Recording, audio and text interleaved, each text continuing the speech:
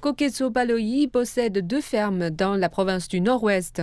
L'année dernière, elle a perdu toutes ses récoltes à 2 reprises à cause de fortes tempêtes. La météo est imprévisible ces jours-ci. Une minute il fait froid, une minute il fait chaud, une minute il pleut, une minute il y a de la grêle. Nous avons eu une réunion d'équipe et avons décidé de changer les types de cultures que nous avons plantées dans la ferme de Britz afin de pouvoir planter des cultures qui ne sont pas facilement affectées par la grêle ou les fortes pluies. Alors que la crise climatique s'aggrave, l'Afrique australe se trouve à un tournant décisif. La dépendance à l'écart de l'agriculture, tant pour la stabilité économique que pour la sécurité alimentaire, rend l'exactitude des prévisions météorologiques plus cruciale que jamais. Farmers do not read about climate change, they feel it. Les agriculteurs ne lisent pas sur le changement climatique. Ils le ressentent dans leur pratique de production et je pense que les météorologues ont fait de l'excellent travail en prédisant comment les modèles météorologiques et les conditions climatiques changent au fil du temps. Il incombe donc aux développeurs de technologies agricoles et aux sélectionneurs de semences de trouver des variétés de semences capables de pousser et de résister à certaines des conditions climatiques les plus rudes que nous connaissons en Afrique australe.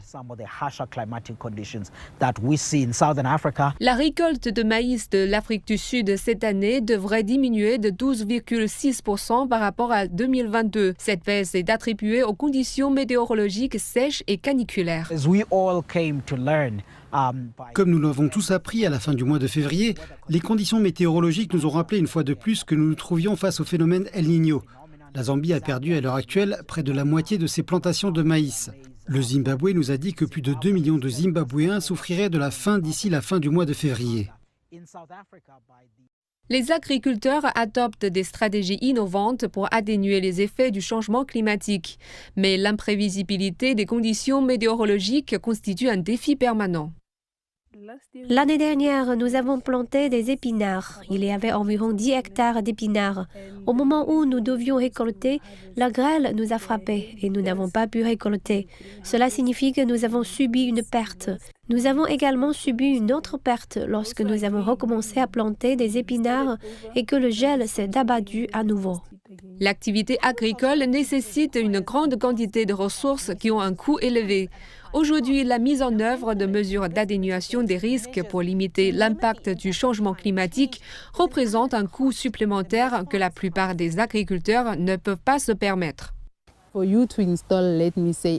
Pour installer, disons, 1 hectare de filet d'ombrage sur votre champ, il faut compter plus ou moins 300 et même 1 millier pour 1 hectare. Donc, si vous avez 8 hectares comme moi à Muinui et 16 hectares à Britz, c'est de l'argent dont vous ne disposez pas. Le point de convergence entre la météorologie et l'agriculture n'a jamais été aussi crucial, alors que l'Afrique australe est confrontée à la double menace du changement climatique et de l'insécurité alimentaire.